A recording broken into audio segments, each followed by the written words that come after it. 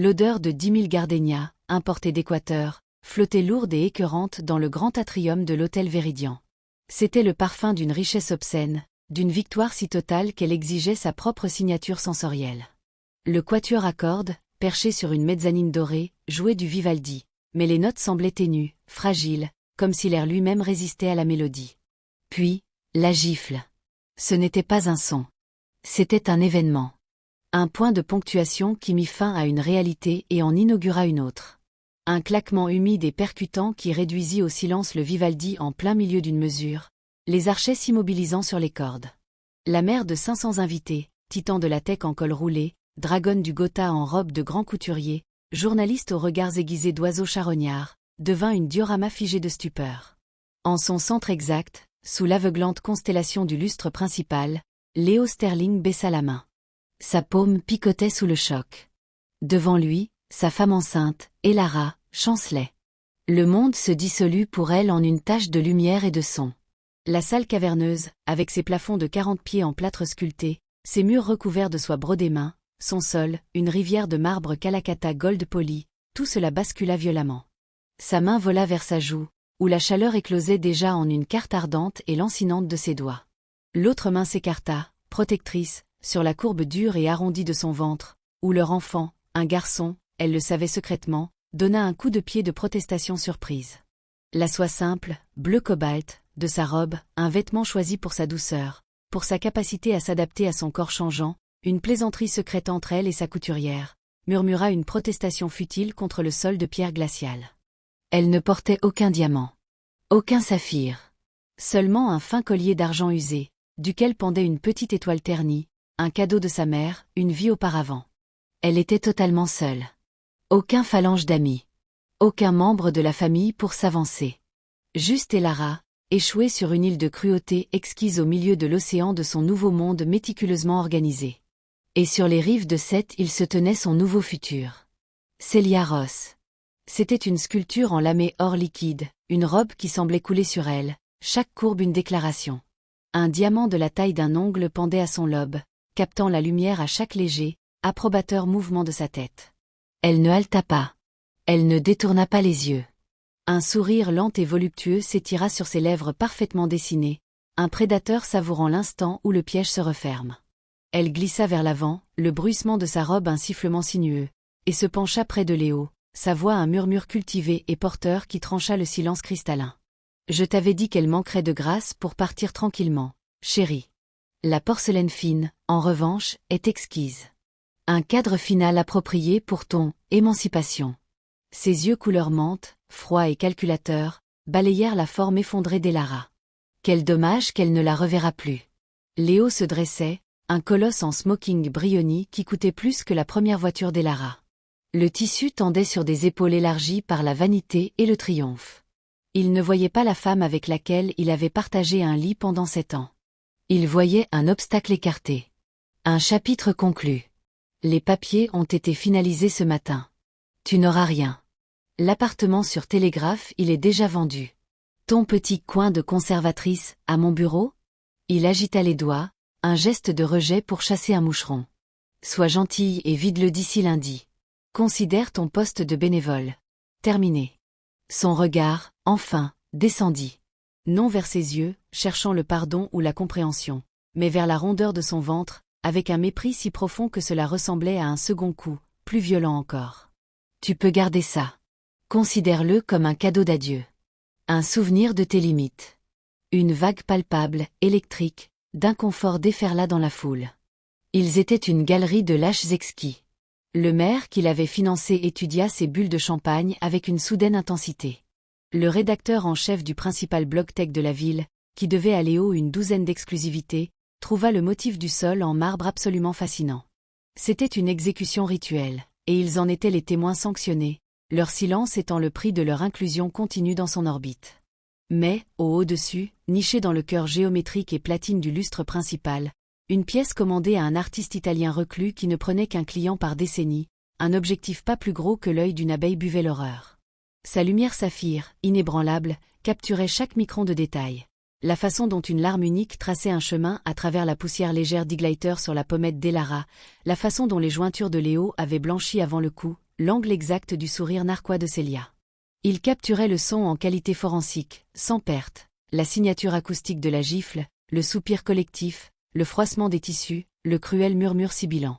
Et 77 étages au-dessus de ce théâtre des damnés, dans le sanctuaire insonorisé et lambrissé de livres de la Pentouse Orion, un homme regardait le flux vidéo sur un écran qui faisait partie intégrante du mur.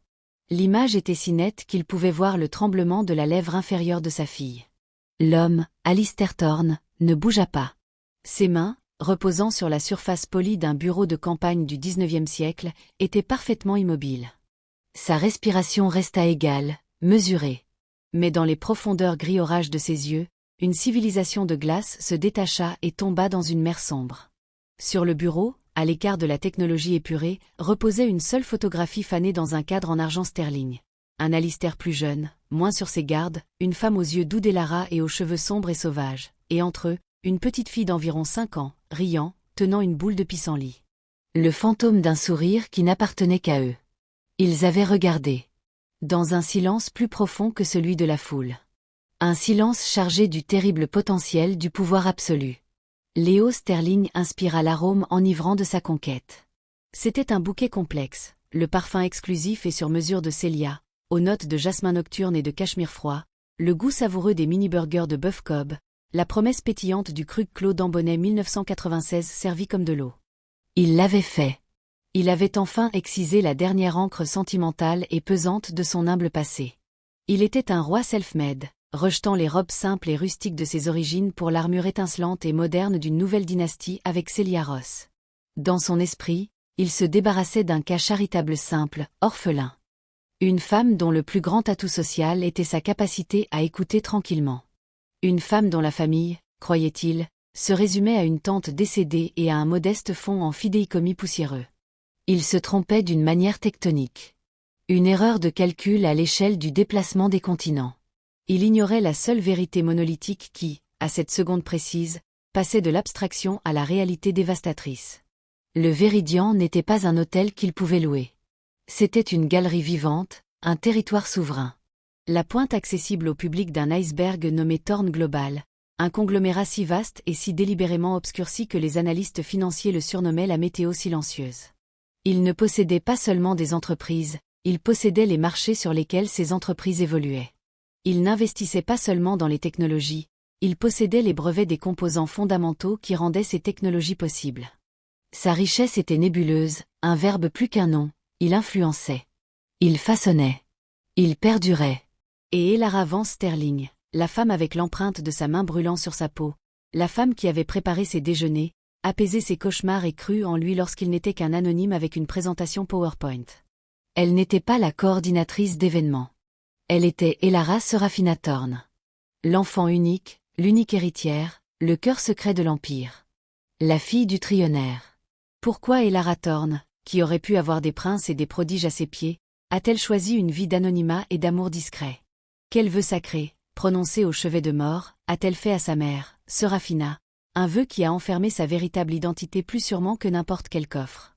Quelle connexion agonisante et caché l'algorithme tant prisé de Léo, le moteur Sterling dont il se vante qu'il est le fruit de son seul génie, entretient-il avec une tragédie familiale Thorne enterrée depuis longtemps, une blessure privée qu'il a exhibée publiquement comme un triomphe? Quelle a été la dernière paille, presque invisible, un commentaire sur le collier en forme d'étoile ternie de sa mère, peut-être, qui a brisé l'échine de sa patience sans limite? Comment un simple flux de données cryptées provenant d'un lustre devient-il le catalyseur de la ruine financière non pas d'une, mais de 2 dynasties apparemment intouchables? Qui est l'homme aux cheveux argentés avec l'immobilité d'une faille sismique profonde, et quelle terrifiante machinerie de justice de précision commande-t-il d'un seul hochement de tête silencieux?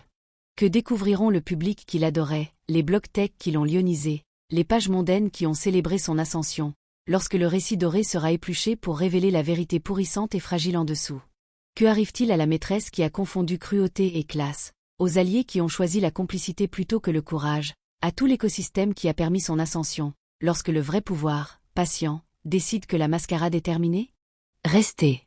Jusqu'à la dernière image. Car ce n'est pas l'histoire d'une fille riche qui se venge. C'est un examen forensique des conséquences. Une symphonie de la ruine composée dans une chambre cachée, désormais diffusée pour que tous l'entendent. C'est la preuve mathématique que l'univers équilibre toujours ses comptes, et la monnaie est toujours l'âme. La trahison est une dette avec un taux d'intérêt composé et existentiel. Et le collecteur vient toujours, toujours. Leur commencement était une aquarelle, aux contours doux et aux teintes fondues. Il y a 7 ans et ce qui semblait plusieurs vies, Elaravant s'était recroquevillé dans l'embrasure de fenêtres de The Last Chapter, une librairie résolument analogique dans une ville digitale. Une tempête fouettait la vitre, transformant le monde extérieur en un tourbillon impressionniste flou. Elle était perdue dans un exemplaire écorné de persuasion, le monde d'Austen un refuge confortable et ordonné. La clochette au-dessus de la porte tinta, et entra une bourrasque d'air humide et un homme irradiant une énergie totalement différente. Léo Sterling. C'était un coup de cymbale dans l'espace silencieux. Veste de cuir mouillé, yeux couleur d'océan agité, parlant dans un casque de perturbation des paradigmes. Il cherchait un livre sur la croissance exponentielle, un titre si antithétique à l'étau de la boutique qu'elle dissimula un sourire derrière ses pages. Il vit le pli dans ses yeux. Il fut captivé non par sa beauté, qui était discrète et demandait à être découverte, mais par son immobilité. Une oasis dans son ouragan. Il lui raconta son histoire, une légende du bootstrapping, un gamin d'une ville de la Rust Belt qui s'était appris à coder, qui voyait le futur dans des lignes de Python. Il parla de construire quelque chose qui comptait. Elle écouta, avec une profondeur d'attention qui ressemblait à une absolution. Pour lui, elle était un sanctuaire. Une diplômée d'école d'art avec un petit héritage gérable, gagnant sa vie en créant des installations florales pour des hôtels-boutiques. Son monde était petit, tangible, beau. Elle était tout ce que son ambition frénétique et avide n'était pas, présente, ancrée, réelle. Elle était, en toute vérité, Elara Thorne, en exil auto-imposé. Se remettant d'une cage dorée dont les barreaux étaient faits d'attente, d'équipes de sécurité et d'un amour accompagné de prospectus. Son père, Alistair, était un souverain sans pays, un homme qui communiquait par directive et dont l'affection s'exprimait le plus souvent sous forme de sécurité impeccable et de tuteurs impeccables. Sa mère, Serafina, avait été la contrepartie, l'artiste, la musicienne, la femme qui lui avait appris le nom des constellations et le langage secret des fleurs. Sa mort, un cancer rapide et cruel, avait brisé l'équilibre délicat du monde d'Elara. Dans ses dernières heures, dans une chambre surplombant les Alpes suisses, Serafina avait attiré sa fille près d'elle, sa voix un fil de mélodie. « Promets-moi, ma petite étoile. Promets que tu trouveras un amour qui n'a jamais entendu notre nom. Un amour qui veut ton cœur désordonné et glorieux, pas ton héritage immaculé. Laisse le monde aller. Sois oublié. Et sois trouvé. » Alors, Elara Thorne réalisa le tour de magie ultime, elle disparut. Elle devint Elara Vance, le nom de jeune fille de sa mère son bouclier. Elle laissa les dividendes astronomiques de son fonds Thorne s'écouler dans un réseau de comptes anonymes, vivant d'une fraction des intérêts. Elle loua un atelier ensoleillé et en désordre à Noé Valley, ses fenêtres remplies de plantes. Elle tomba, profondément et complètement, pour un homme qui n'avait rien qu'un rêve et une volonté féroce. Et elle lui donna tout ce qu'elle avait à donner en tant qu'Elara Vance. Son amour était son offrande. Son silence était son sacrement. Elle l'écoutait fulminer contre les capital risqueurs, et, autour d'un thé à la camomille, elle esquissait sur une serviette une solution d'une élégance stupéfiante à son problème de mise à l'échelle, qu'il présenterait plus tard à son conseil comme une épiphanie de minuit. Lorsque sa première start-up, Nexus, était à quelques heures de l'effondrement, ses serveurs sur le point d'être coupés pour non-paiement, elle se souvint d'un contact d'un ancien événement caritatif et sécurisa un prêt de dernière minute, sans question, d'une banque privée suisse. Le prêt sauva Nexus. Cela devint Sterling System. Léo ne demanda jamais de détails. Il supposa que c'était sa destinée, se manifestant enfin. Elle sacrifia son héritage, pas l'argent, mais le droit d'utiliser son pouvoir pour dégager son chemin. Elle sacrifia la protection omniprésente et invisible de son père. Elle sacrifia le statut, la lignée, tout le poids et le privilège de son héritage de naissance. Pour le rêve qu'il lui vendit. Pour l'homme qui l'embrassa sous la pluie et dit qu'elle était la seule chose réelle qu'il ait jamais connue. Mais le rêve de Léo métastasa. Sterling System devint une licorne, puis une décacorne. Les rêves devinrent plus bruyants, plus brillants, plus voraces. Il commença à utiliser des mots comme portefeuille et événements de liquidité à table. Son pain au levain maison était charmant mais pas aligné avec ses macros. Son amour des festivals de cinéma muet était archaïque de manière charmante. Il commença à voir sa simplicité non comme un choix, mais comme une déficience, une pauvreté d'ambition, d'échelle, de valeur. Il rencontra Celia Ross à un sommet d'impact à Davos. Celia était un instrument financier sous forme humaine, tranchante, calibrée, sa lignée et son bilan financier des documents d'égale importance. Elle parlait le langage du levier, de la disruption et du post-humanisme comme sa langue maternelle. Elle voyait Léo comme un actif disruptif éblouissant. Il la voyait comme le dernier cachet doré de légitimité sur son passeport pour la véritable élite. Lorsqu'Elara, les mains tremblantes d'un espoir qu'elle n'avait pas ressenti depuis des années, plaça le test de grossesse positif dans sa paume, elle vit le futur se fracturer dans ses yeux. Pas de joie. Pas d'émerveillement. Un éclair de panique pure, rapidement enfoui sous un glacier de calcul. L'enfant était une ancre. Une attache à la vie sentimentale, à petite échelle, qu'il était en train de larguer. Une complication dans sa fusion élégante avec Celia. Il déposa une demande de divorce. Il planifia la soirée de convergence Sterling-Ross. Et avec une cruauté si méticuleusement élaborée qu'elle ressemblait à une stratégie commerciale, il insista pour que ce soit elle qui s'occupe du Véridian. Tu as les contacts, chérie. Tu es si douée pour les détails. Fais-en quelque chose de parfait. Un dernier témoignage de tes talents. Il voulait qu'elle construise sa propre guillotine. Qu'elle choisisse le bois, aiguise la lame et envoie les invitations. Elle dit oui. Sans discuter. Sans une larme. Car pour la première fois en 7 ans, elle attrapa un téléphone enfoui au fond d'un vieux sac à main. Elle composa un numéro qu'elle connaissait par cœur, un numéro qui contournait tous les standardistes, toutes les assistantes. Il sonna une fois. Étoile? Sa voix, plus vieille, enveloppée de statique, était le son du foyer. J'ai besoin du grand atrium, père. Pour le 10. Pour une fête de divorce. La sienne. Sa voix était ferme, mais une larme unique la trahit. Et, j'ai besoin que tu regardes. Un silence. Pas de jugement. Celui d'un profond chagrin partagé remontant enfin à la surface. La caméra dans le lustre Valentin? Celui que ta mère a aidé à concevoir? Oui, murmura-t-elle, le barrage se fissurant. Allume-la. Enregistre tout. Le grand atrium était un temple dédié à un nouveau dieu, l'ambition. La lumière, torturée à travers 10 000 cristaux, se fracturait en 1 million de points étincelants et stériles. Léo en était le grand prêtre, se mouvant dans la foule, un conquérant recevant le tribut. Celia était sa grande prêtresse, une idole dorée à ses côtés, son rire une monnaie précise et calculée. Et Elara. Elara était une scribe dans l'ombre, ajustant une orchidée légèrement fanée sur un piédestal, un fantôme hantant la périphérie de sa propre vie. Il avait chorégraphié son humiliation avec la précision d'un ballet. Supervise les fournisseurs, avait-il ordonné. Assure-toi que les accords mets-vins soient transcendants. Sois invisible, mais indispensable. C'était son dernier devoir d'épouse, être la régisseuse de sa propre obsolescence.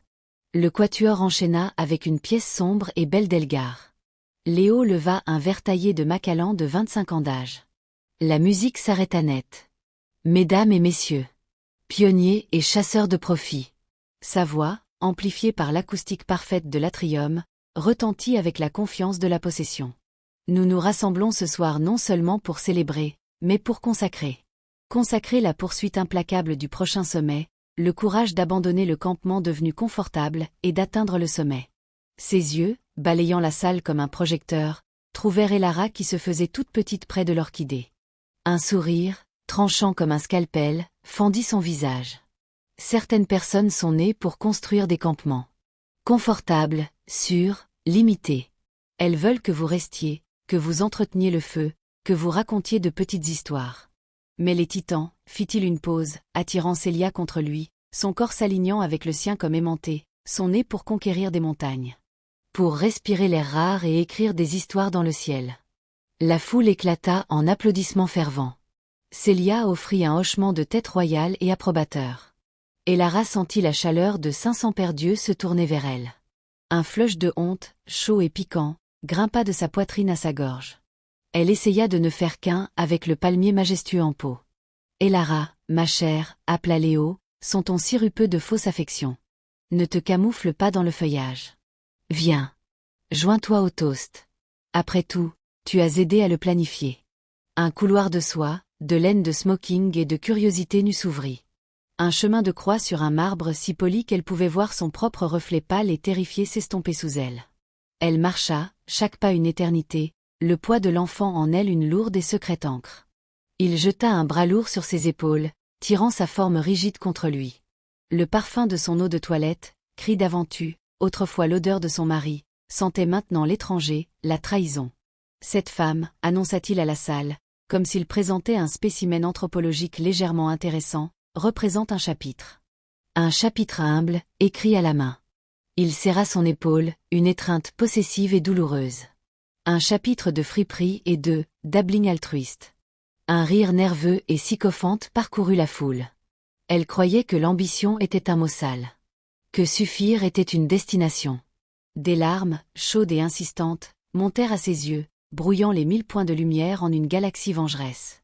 Léo, pour l'amour de Dieu, souffla-t-elle, le micro sur son revers captant son murmure désespéré et brisé. Pas ici. Pas devant tout le monde. Pourquoi pas ici? Tonna-t-il, le masque jovial se brisant, révélant le mépris brut en dessous. Ceci est la vérité. Ta vérité. La vérité que tu es une belle marque d'eau qui s'efface sur le document de ma vie. Il se retourna vers la foule, un performeur à présent. Sa plus grande ambition était un jardin de roses parfait sur une échelle de secours.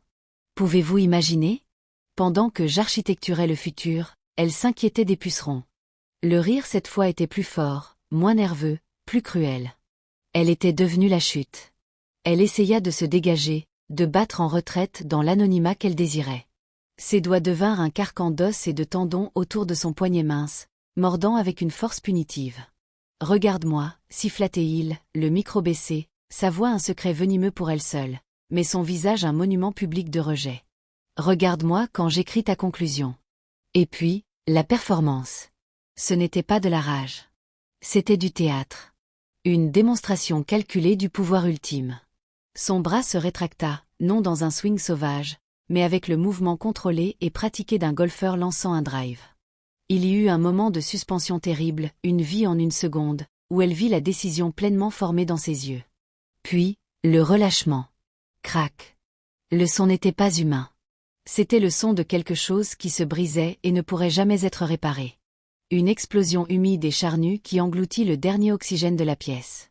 Sa tête fut violemment projetée sur le côté, une mèche égarée de cheveux sombres se coinçant dans l'humidité soudaine et cuivrée au coin de sa bouche. Le monde fit un tonneau. Les lumières de cristal devinrent des stries de feu accusateurs. Ses genoux fléchirent, un talon dérapa sur le marbre parfait, et elle tomba, non dans un évanouissement gracieux, mais dans un effondrement lourd et maladroit de membres, de soi et de dignité brisée.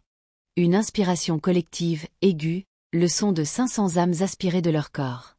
Le silence qui suivit était une présence physique, épaisse et suffocante. Puis, le froissement sinueux du lamé hors de Célia. Elle flotta vers l'avant, un condor descendant sur une proie brisée. Elle s'agenouilla, non pour aider, mais pour porter le coup de grâce. Ses lèvres effleurèrent l'oreille d'Elara, sa voix un stylet à pointe de diamant trempé dans le venin. La calligraphie sur les menus est un peu provinciale, ma chère. Comme la domesticité. Mais la sculpture de glace est une merveille. Un témoignage fondant de la transience. Elle se releva, sa main retrouvant le bras de Léo, une transaction finalisée. Tel dommage que tu ne la reverras plus. Léo regarda Elara, froissée comme une poupée de papier jetée, une main couvrant sa joue en feu, l'autre écartée en un arc futile et protecteur sur son ventre. Il ne vit aucune partenaire. Il vit une variable résolue. Un fichier supprimé. Vide ton bureau d'ici lundi. L'appartement est déjà vendu à un gestionnaire de hedge fund de Hong Kong. Tu n'auras rien. Pas même un trombone. Ses yeux allèrent à son ventre, un regard d'un tel rejet profond qu'il était plus violent que la gifle. Tu peux garder ça. Un souvenir vivant de ton échec à évoluer. Le silence de la foule n'était plus de la stupeur. C'était une approbation. Une ratification silencieuse et lâche du nouvel ordre. Ils étaient des témoins qui avaient vendu leur courage contre un canapé et une place dans le prochain tour de financement.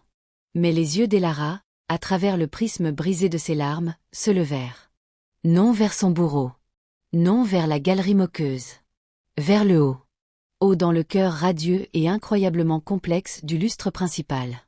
Vers un nœud spécifique, tissé de platine et de cristal, un endroit où la lumière se fracturait d'une manière particulière et belle. Vers la petite lumière saphir omnipotente qui clignotait sereinement à l'intérieur. Enregistrement. Témoignage.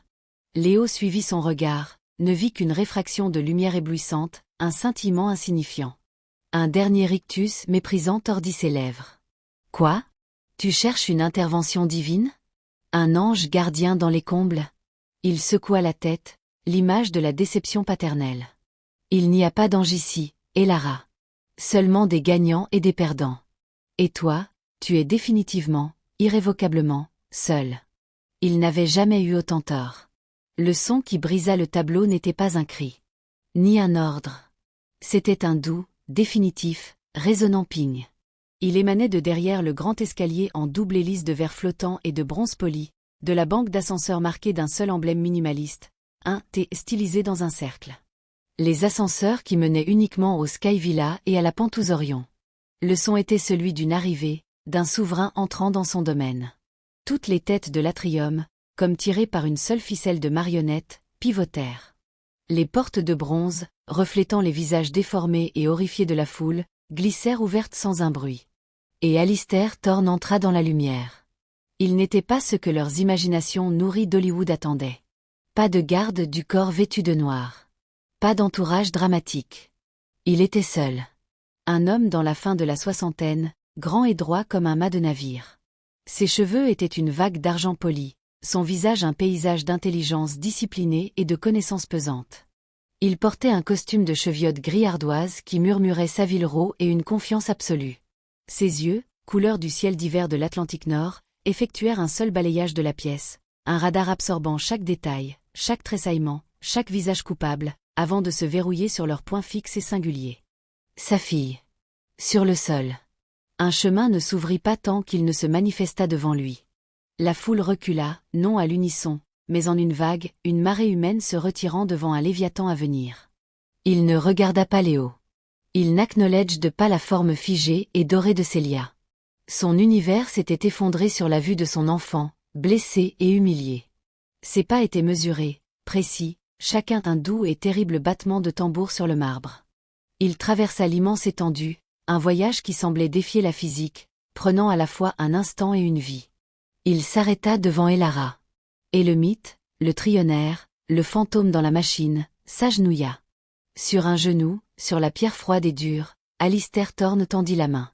Ses mains, qui avaient orchestré des fusions de nations et apaisé des paniques boursières d'un coup de fil, étaient fermes, mais son toucher était infiniment doux. Il prit son visage, ses pouces essuyant le sang tracé par les larmes et le maquillage ruiné. Ses propres yeux, d'habitude le centre calme d'un ouragan financier, scintillèrent d'une douleur si profonde et personnelle qu'elle le transforma d'une icône en un homme, en un père. La foule ne vit pas la légende, mais le cœur dévastateur et humain de lui. « Ma petite étoile », murmura-t-il, un nom d'un passé caché et ensoleillé. Le micro, toujours actif sur le revers de Léo, captura la tendresse étouffée et douloureuse et la diffusa dans le silence mort. « Tu as appelé. Je suis là. » Il l'aida à se relever, son bras autour d'elle un rempart de soutien inébranlable, une promesse faite chère. Elle se pencha contre lui, une fraction de son poids, et dans ce petit mouvement était l'abandon d'un fardeau qu'elle avait porté pendant 7 ans. Puis il se tourna. Le père s'effaça. Le souverain émergea. Son regard trouva Léo, qui se tenait figé, un rictus confus et défiant essayant encore de survivre sur ses lèvres. La main de Célia sur son bras était maintenant une poigne mortelle, ses jointures blanches. La voix d'Alistair, lorsqu'elle vint, n'était pas forte. Elle était calme, claire, et portait la finalité absolue, gravitationnelle, d'un horizon d'événements. Vous avez frappé ma fille. Ce n'était pas une question. C'était une accusation. Une affirmation de fait incontestable. Léo cligna des yeux, la machinerie de son arrogance butant contre ces nouvelles données incompréhensibles. Il gonfla la poitrine, le dernier vestige de sa bravade. Et qui diable êtes-vous censé être? Sa marraine fait disparu? Il tenta un rire, un son cassant et laid qui mourut dans l'air épais. C'est un événement privé. Vous êtes en intrusion. Sécurité. Maintenant. Il regarda autour de lui, s'attendant à ce que l'équipe de sécurité en costume noir et oreillettes du Véridian descende. Ils se tenaient à leur poste le long des murs recouverts de soie, immobiles comme des sentinelles taillées dans l'obsidienne. Leurs yeux n'étaient pas sur l'hôte qui se débattait.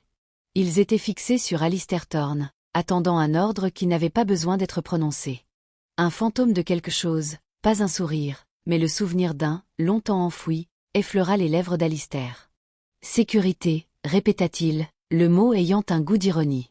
Il regarda Léo comme un géologue regarderait une pierre particulièrement imparfaite et commune. Léo Jacob Sterling. 34 ans. Fondateur, et jusqu'à il y a environ 12 minutes, PDG et actionnaire majoritaire de Sterling System Inc., une société avec une valorisation papier de 1,87 milliard de dollars, construite principalement sur de la dette à effet de levier et de la spéculation. Fiancé, ses yeux allèrent à Celia, qui sembla rétrécir, à Cecilia Vivienne Ross, de la dynastie bancaire Ross. Votre plus grande facilité de crédit est avec la First Pan Atlantic Bank, une filiale d'Interalpine Crédit, qui est détenue à 33% par le Family Office Thorne. Votre avocat principal en brevet est Franklin Moss de Moss, Carbone et Léa, dont le plus gros client, représentant 40% de leur facturation, est la division de propriété intellectuelle de Thorne Global. Vous avez une allergie aux crustacés que vous ignorez pour paraître audacieux, et un casier judiciaire de mineur scellé pour possession avec intention de distribuer, que votre oncle, un juge de comté, a fait supprimer. Il savait tout. Les victoires publiques. Les honteux secrets. Tout l'échafaudage branlant de la vie que Léo avait construite. Le visage de Léo se vida de toutes couleurs, de triomphe rougeau à un parchemin grisâtre et malade. Celui de Célia était un masque d'horreur naissante et primale. Vous avez construit un palais, continua Alistair, son ton presque pédagogique, comme s'il expliquait un principe de base à un élève lent, sur une ligne de faille que vous n'avez jamais pris la peine d'étudier.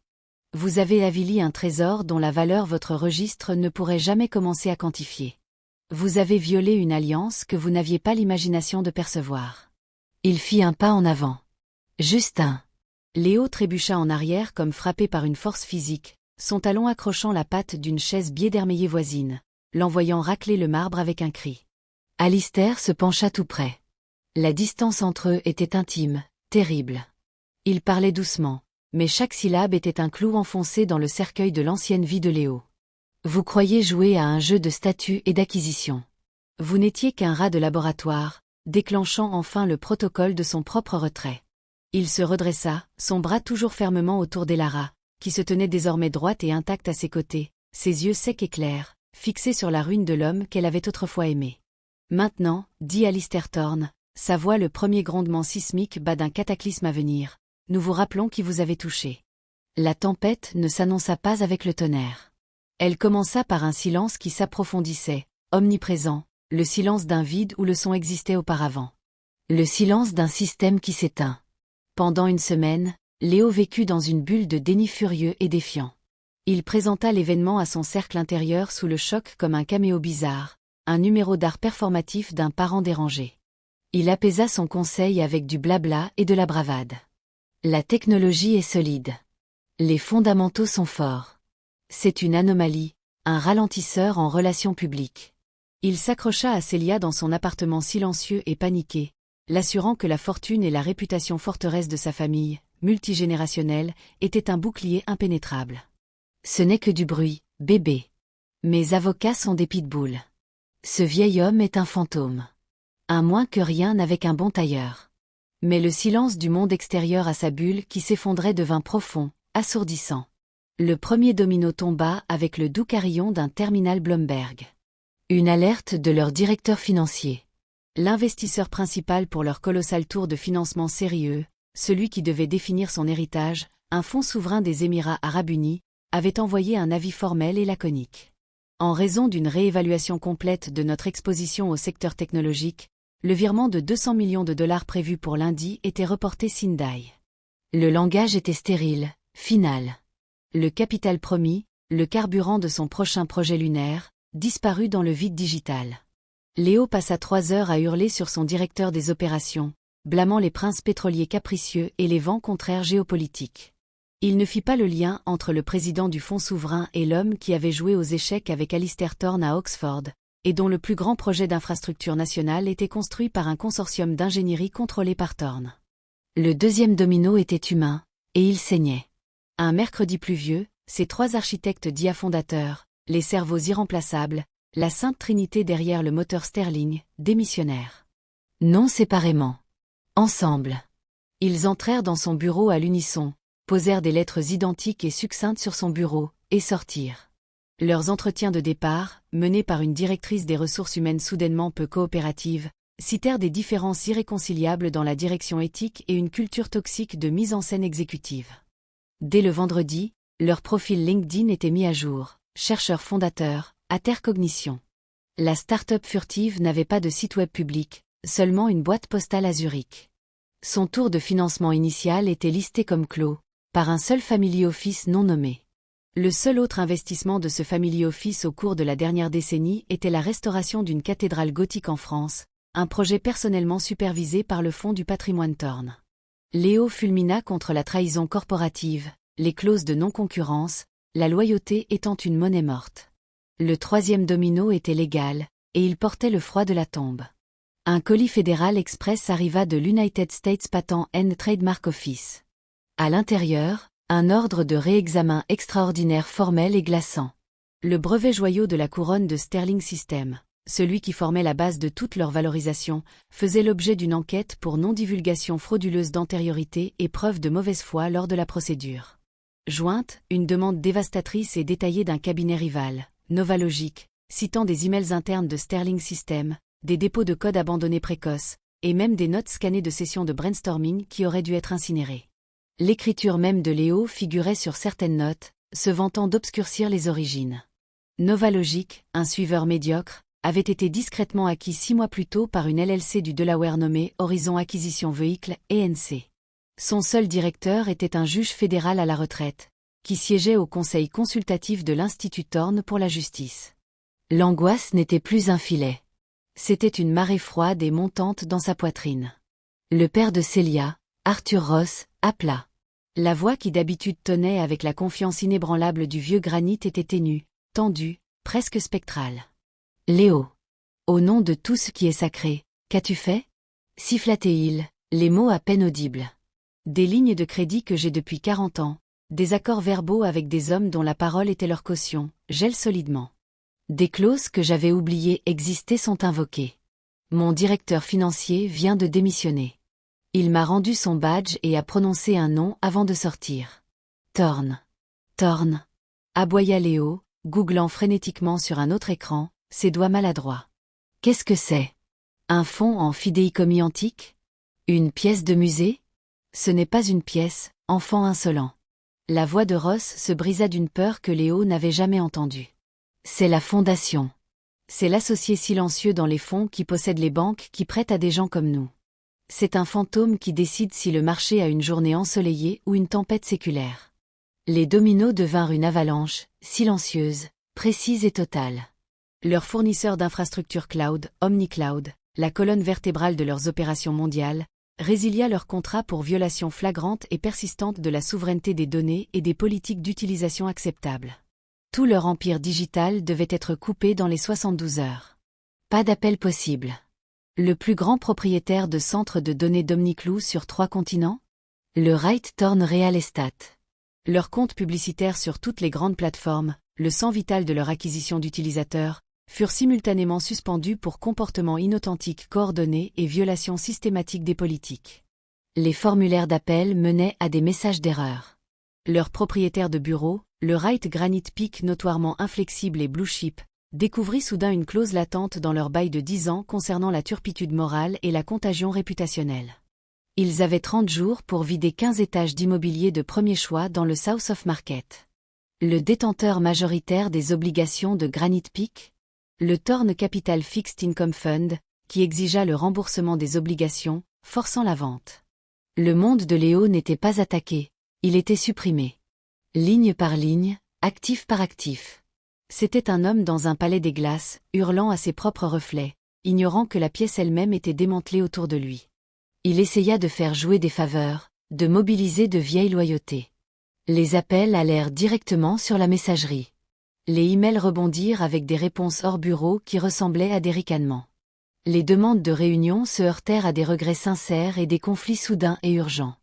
Il était un paria, mais pas un dont les gens parlaient ouvertement. C'était un espace négatif, un nom qui déclenchait un besoin soudain et intense de vérifier sa montre ou d'examiner une peau morte. Il ne voyait pas les connexions, les filaments invisibles de contrôle. Chaque entité qui le lâchait, chaque porte qui claquait, était un nœud dans un vaste réseau silencieux et symbiotique. Un réseau qui avait été passif, observateur, laissant le parasite prospérer jusqu'à ce qu'il menace l'hôte. Et maintenant, avec une seule commande sans équivoque de son noyau, il mettait en œuvre une réponse immunitaire coordonnée et sans pitié. Ce n'était pas une attaque de rage. C'était une excision chirurgicale. Une amputation corporative et sociale.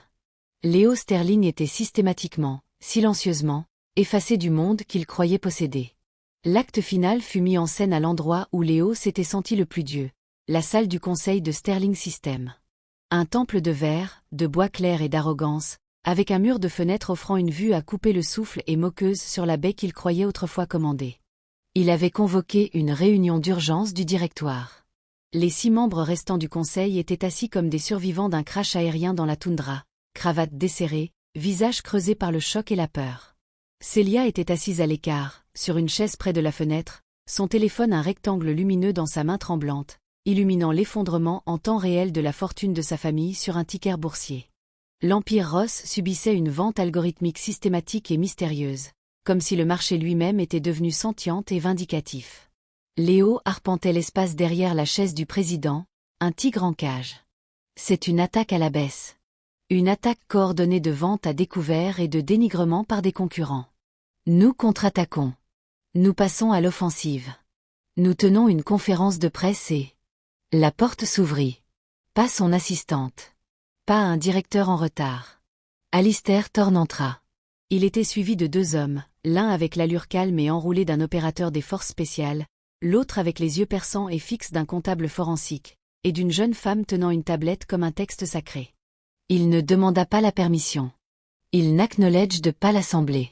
Il marcha directement jusqu'au bout de la table, jusqu'à la chaise de Léo, et se tint derrière elle, ses mains reposant légèrement sur son dossier en cuir. C'est une réunion privée du conseil. Rugit Léo, frappant du poing le tech poli. Le son était pathétique dans la vaste pièce. Sécurité. Escortez immédiatement cet homme dehors. Personne ne bougea. Le président du conseil, Gerald Finch, une légende du capital risque à part entière, se contenta d'enlever ses lunettes et de les polir lentement, le regard détourné. Alistair ignora l'existence de Léo. Il fit un léger signe de tête, presque imperceptible, à la femme avec la tablette. L'écran principal de 98 pouces, qui affichait d'habitude des métriques et des indicateurs clés de performance, s'alluma. Il affichait un organigramme corporatif d'une complexité fractale à couper le souffle, presque une œuvre d'art. Un arbre généalogique inversé du pouvoir absolu. Tout au sommet, en caractères gras et minimalistes, Thorne Capital Group. Des lignes, comme les racines d'un banyan mondial, cascadaient à travers un labyrinthe vertigineux de LLC, de fonds en fidéicommis offshore aux Caïmans et au Luxembourg, de sociétés holding, de fonds de capital risque, d'instruments de dette. Les noms de sociétés célèbres et puissantes, des noms familiers dans la tech, l'énergie, les médias, étaient visibles comme des branches subsidiaires, des brindilles sur cet arbre colossal. Et là, tout en bas, surligné en rouge hémorragique et pulsant, se trouvait Sterling System Inc., avec une ligne qui ne remontait pas directement, mais à travers une série d'entités intermédiaires imbriquées, un fonds de dette ici, un véhicule de titres convertibles là, directement vers le sommet. Depuis 9h01 ce matin, heure de l'Est, énonça Alistair, sa voix neutre, dépourvue de toute émotion, une machine récitant des faits, via l'acquisition accélérée de toute la dette senior sécurisée en circulation et l'exécution des droits de conversion préexistants intégrés dans vos conventions de série B et C, des contingences que vos conseils ont apparemment omis de modéliser ou de comprendre pleinement. Thorne Capital contrôle 82% des actions avec droit de vote de cette entité. Vous, monsieur Sterling, n'êtes plus l'actionnaire de contrôle. Vous êtes un employé. Un employé dont l'emploi est terminé, effet immédiat, pour faute grave, violation du devoir fiduciaire et préjudice réputationnel intentionnel infligé à un actif corporatif. Les genoux de Léo fléchirent. Il agrippa le bord de la table, ses jointures blanchissant à l'os. Vous avez volé mon entreprise. Vous ne pouvez pas faire ça. C'est l'œuvre de ma vie.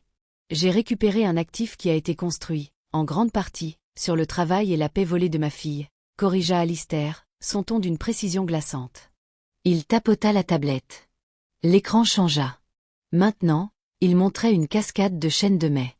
L'ancienne adresse Gmail personnelle d'Elara. Datée d'il y a 7, 6, 5 ans. Objet. Une réflexion sur le goulet d'étranglement du réseau de neurones, et si on le traitait comme un problème spirituel? Un cadre éthique pour les données utilisateurs, non comme du pétrole, mais comme une confiance sacrée. Les idées à l'intérieur n'étaient pas de simples suggestions. C'étaient des plans philosophiques et architecturaux pour les innovations les plus acclamées, centrées sur l'humain, de Sterling. Sous chaque email réfléchi et détaillé d'Elara se trouvait la réponse laconique et arrogante de Léo, notée.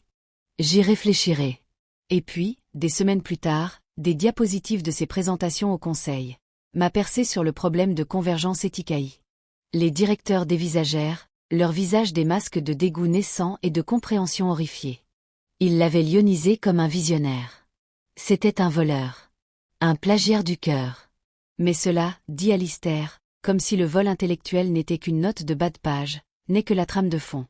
Le contexte pour la preuve principale du caractère. L'écran changea une dernière fois. Des images haute définition, multi-angles, remplirent l'écran géant, si net qu'on se croyait de retour dans l'atrium. Les murmures de la foule. Le visage de Léo, agrandi à des proportions monstrueuses, chaque pore visible, chaque lueur de mépris dans ses yeux. Le lent et délibéré recul de son bras. L'arc vicieux et cinématographique de la gifle au ralenti extrême.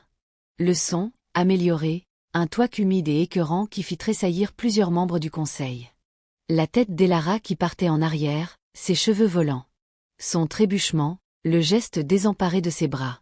L'approche glissante et serpentine de Célia, ses lèvres en mouvement, l'audio maintenant d'une clarté cristalline et cruelle. Tel dommage que tu ne la reverras plus. Léo fut forcé de se regarder devenir un monstre de l'extérieur. Il vit la cruauté qu'il avait ressentie comme un triomphe juste. Il vit le tressaillement de la foule qu'il avait pris pour de la crainte. Il vit ses propres yeux, vides de tout sauf d'une fierté narcissique. La pièce était un tombeau.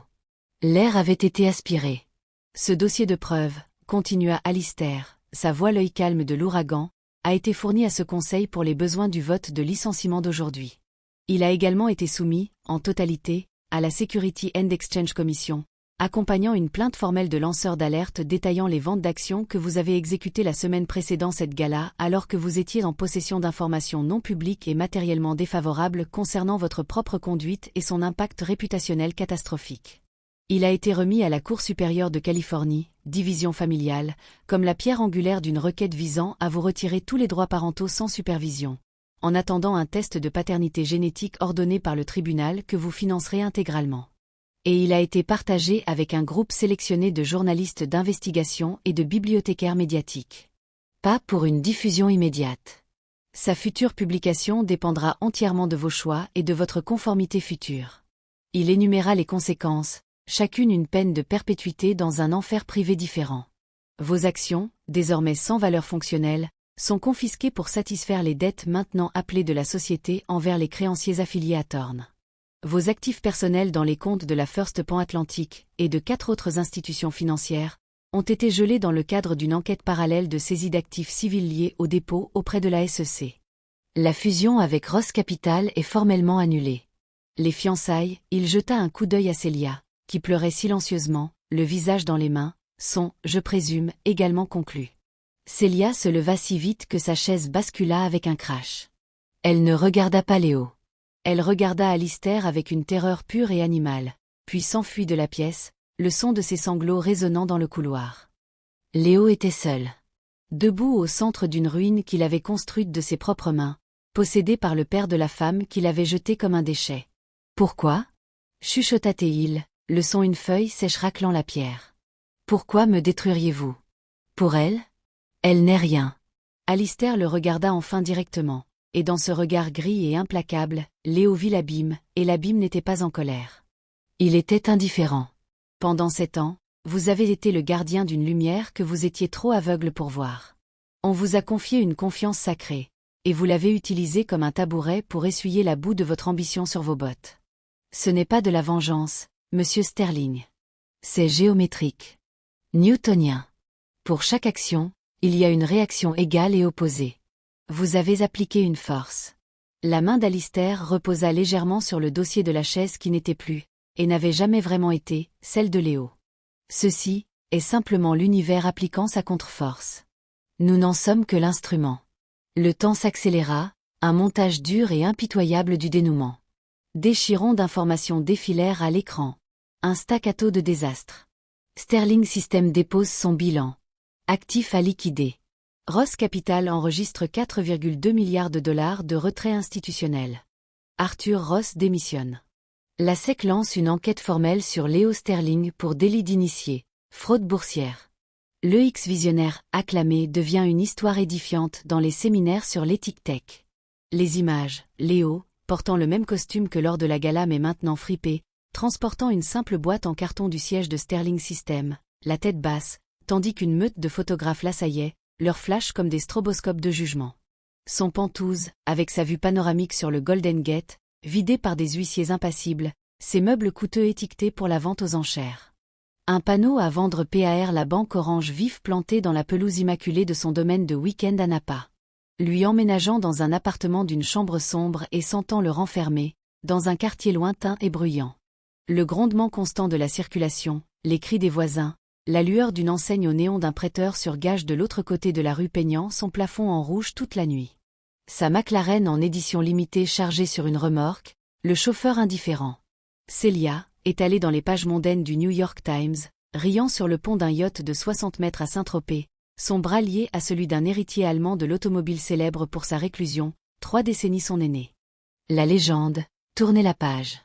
Son téléphone, posé sur le plan de travail en stratifié fissuré de sa cuisine, son écran noir. Pas d'appel. Pas de texto. Le silence était un poids physique. Un lent panoramique sur la façade familière de la maison de banlieue bien tenue de ses parents. Son père, vu à travers la fenêtre, se détourne à la vue d'un quart de reportage garé devant, et tire délibérément le rideau du salon. Léo, dans un costume en tissu synthétique mal ajusté, assis en face d'un avocat commis d'office surmené dans un prétoire au néon fluorescent et austère. La voix du juge est un bourdonnement distant et incompréhensible. Lui, plus tard, portant un polo avec un logo, faisant des photocopies dans une boutique ouverte 24h24, tressaillant quand un client impatient claque des doigts vers lui. Le plan final, Léo assis au bord de son lit simple défait dans l'appartement lugubre, la lueur rouge néon le délavant. Il fixe un petit téléviseur monté au mur, le son coupé. Une chaîne d'infos financières montre un graphique traçant une montée météorique et une chute catastrophique. Une photo de lui lors de la gala, souriant triomphalement, apparaît à l'écran. Il fixe son propre fantôme, superposé sur l'écran vide, rempli de neige, derrière le présentateur. 1 an plus tard. Le hall principal du tout nouveau Thorn Tower n'était pas une pièce. C'était une déclaration taillée dans le verre, l'acier et la lumière.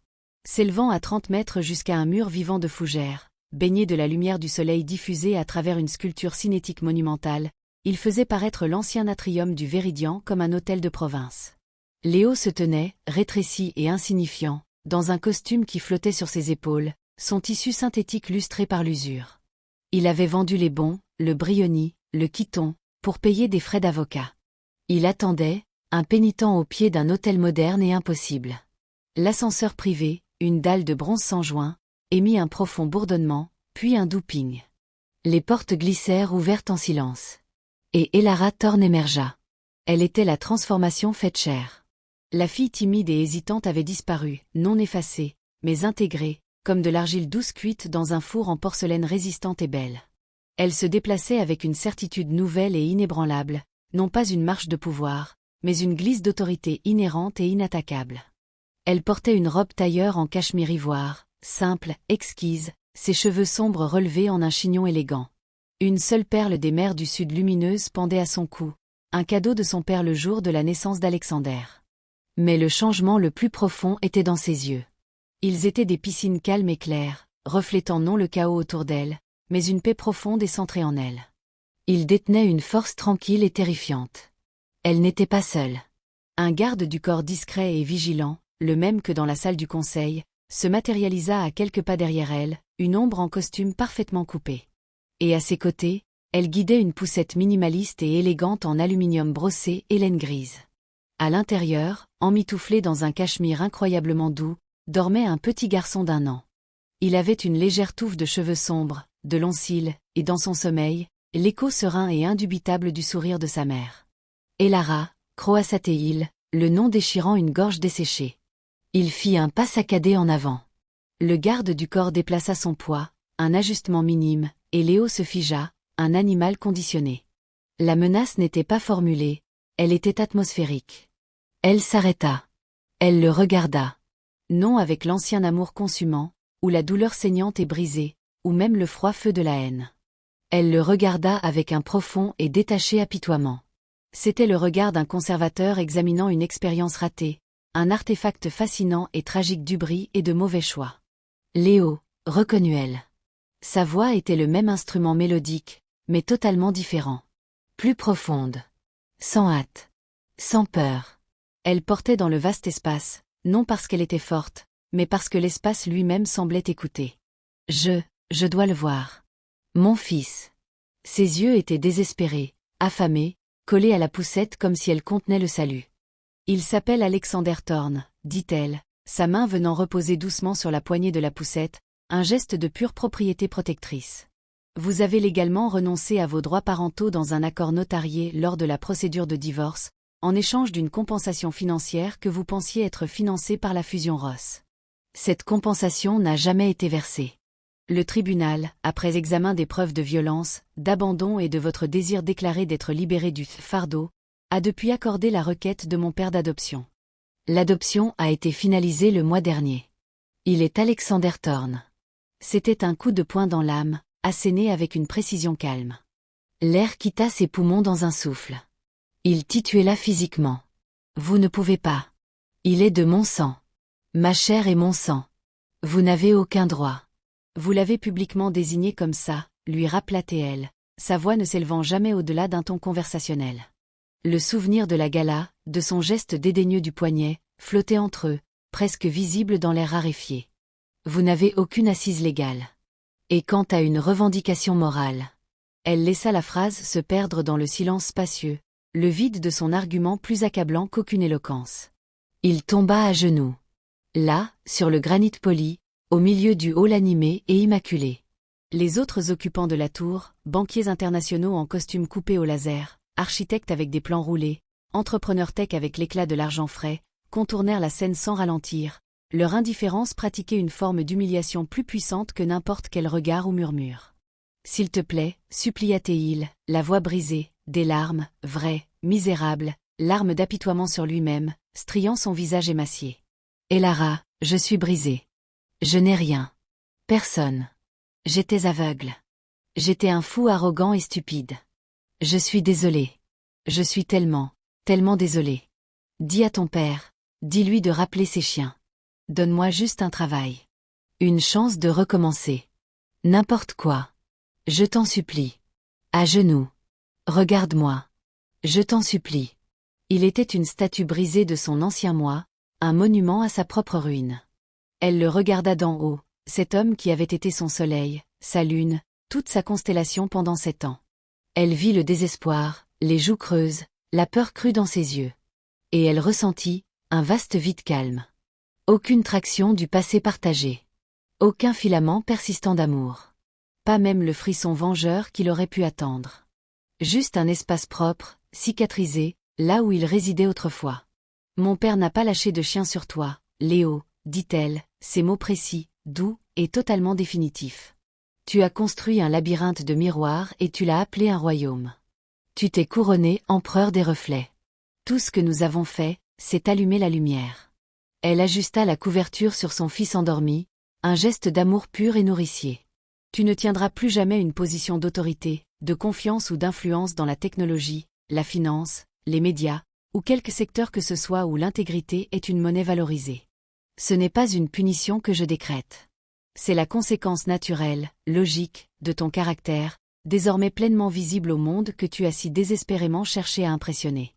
Il bondit alors. Une dernière, pathétique, saccade d'énergie désespérée, ses doigts griffant l'air vers la poussette. Il est à moi. Tu ne peux pas me le prendre. Le garde du corps fut une flèche de mouvement efficace et silencieux. Pas un coup de poing. Pas un cri.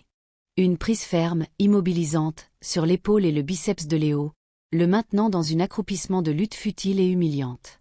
Il était contenu sans effort, un enfant faisant un caprice dans un musée. Et Lara ne tressaillit pas. Elle ne recula pas de peur. Elle déplaça simplement la poussette de quelques centimètres, positionnant son propre corps comme un bouclier vivant et inébranlable entre son chaos et la paix de son enfant. Son regard ne quitta jamais ses yeux frénétiques et rougis. « Adieu, Léo », dit-elle. 2 mots. Un point final à une très longue et douloureuse phrase. Et elle tourna les talons. Elle s'éloigna, poussant son fils, leur fils, Alexander Thorne, à travers le vaste sol inondé de soleil du hall qu'elle hériterait un jour, vers la lumière aveuglante de Californie qui ruisselait à travers les portes de verre de 10 mètres, vers un futur de sens et de paix qu'il avait volontairement, vicieusement, troqué contre une poignée de poussière scintillante. 5 ans plus tard. La scène est une bénédiction de l'heure dorée sur les collines ondulantes du domaine familial Thorne dans la Napa Valley. Ce n'est pas une étalage d'opulence criarde, mais d'une paix profonde, méritée et profondément privée. De vieux chênes noueux projettent de longues ombres protectrices sur des pelouses manicurées. Alexander, maintenant un vibrant et curieux garçon de 6 ans, est une explosion de joie sans entrave, poursuivant un papillon monarque orange et noir avec la délectation à sens unique de l'enfance. Son rire, clair et sans fardeau, résonne dans l'air immobile comme de petites cloches. Il est en sécurité. Il est chéri. Il est totalement inconscient du cataclysme qui a précédé son calme, de la tempête qui a nettoyé l'air pour son soleil. Sur une terrasse en pierre patinée surplombant la vallée striée de vignes, Lara Thorne est assise. Non en victime. Non en héritière cachée. En tant que PDG de la Fondation Thorne. Une tablette élégante repose à côté d'elle sur la table rustique, son écran montrant des rendus architecturaux pour un nouvel hôpital pour enfants ultramoderne dans une ville que Léo prétendait autrefois posséder. Elle porte une simple chemise et un pantalon en lin, ses cheveux détachés, un doux sourire sans défense effleurant ses lèvres tandis qu'elle observe son fils. La force dans son visage n'est pas la force dure et cassante de la défiance, mais la force résiliente et flexible d'un séquoia, profondément enraciné, ayant traversé le feu, et maintenant tendu vers le ciel avec une confiance tranquille. Elle a pris la douleur, la trahison, la honte publique, et les a alchimisées dans le creuset de son esprit en une motivation de compassion. Un doux carillon discret émane de la tablette. Une alerte d'actualité, sélectionnée par un service de renseignement discret pour les mentions pertinentes. Elle la lit. Son sourire ne s'efface pas, mais il change, s'adoucissant au bord avec une compréhension profonde et triste, non pour lui, mais pour le gaspillage tragique et évitable de tout cela. L'article provient d'un petit journal économique régional. De l'étoile de la Silicon Valley au veilleur de motel, le délitement de Léo Sterling. Il détaille sa 3e faillite personnelle. Son emploi actuel, veilleur de nuit au Starlight Motor Lodge, un établissement fané au bord de l'autoroute à 50 km de la ville, son enseigne au néon clignotant avec des lettres mortes. Il est cité, brièvement, dans un encadré. La journaliste, sentant peut-être une histoire plus profonde, avait interrogé sur son passé, sur son plus grand regret. Sa réponse fut une seule ligne, envoûtante, magnifiquement articulée. On m'a donné un chef-d'œuvre et j'ai cru que c'était du papier peint. J'ai dépensé une fortune à construire un château de cartes sur une fondation de sable, et dans mon arrogance, j'ai balayé le seul terrain solide qu'on m'ait jamais offert, croyant que c'était de la poussière sous mes pieds. Il voyait enfin la vérité. Trop tard pour le sauver, mais juste à temps pour hanter chacune de ses heures éveillées, et endormies. Lara lève les yeux de l'écran, son regard trouvant Alexander, qui s'est maintenant allongé dans l'herbe, fabriquant une chaîne de pissenlits avec une concentration intense et joyeuse. Le cycle de la douleur, de la profonde trahison, de l'ambition creuse, il s'arrête avec lui. Il s'arrête avec elle. L'héritage qu'elle construit, avec les vastes ressources de son père et le cœur sans limite de sa mère, est un héritage de guérison, non de destruction. De construction d'hôpitaux et d'écoles, non d'empire d'ego. La caméra s'éloigne lentement, avec amour, comme un dernier souffle libérateur. Du visage serein et doré d'Lara, par-dessus le jardin tacheté de soleil où son fils joue, par-dessus la forte silhouette protectrice du domaine contre les collines plantées de vignes, de plus en plus haut, dans le vaste ciel sans limite du crépuscule, où les premières étoiles courageuses commencent à apparaître. Mots finaux, prononcés sur le panorama qui s'élargit. Le monde est assourdi par les cris des arrogants, qui confondent volume et victoire. Il est aveugle à la force tranquille des résilients, qui confondent immobilité et capitulation. Mais le vrai pouvoir n'a pas besoin de s'annoncer. C'est la gravité qui maintient les mondes ensemble, le courant profond sous les vagues agitées et insignifiantes. La personne la plus dangereuse que vous rencontrerez jamais n'est pas celle qui se vante de ses conquêtes depuis une montagne construite sur des prés et des mensonges. C'est celle qui a déjà gravi la vraie montagne, regardé dans l'abîme, et est revenue avec une paix qui ne peut être ébranlée. Ils opèrent depuis un lieu au-delà de votre compréhension, où la patience est stratégie, le silence une arme, et la vérité la seule monnaie qui ne se dévalue jamais. Souvenez-vous de ceci, vous ne connaîtrez jamais le vrai poids du nom que quelqu'un choisit de ne pas porter, de la couronne qu'il a calmement déposée. Marchez donc avec légèreté sur le cœur des autres. Agissez avec une grâce que vous ne ressentez peut-être pas. Car chaque trahison, chaque acte de cruauté, chaque moment de mépris, est une dette écrite à l'encre indélébile de la conséquence. Et l'univers, dans son équilibre infini et précis, envoie toujours le collecteur. Non avec fanfare, mais avec la certitude tranquille et terrible d'un soleil couchant.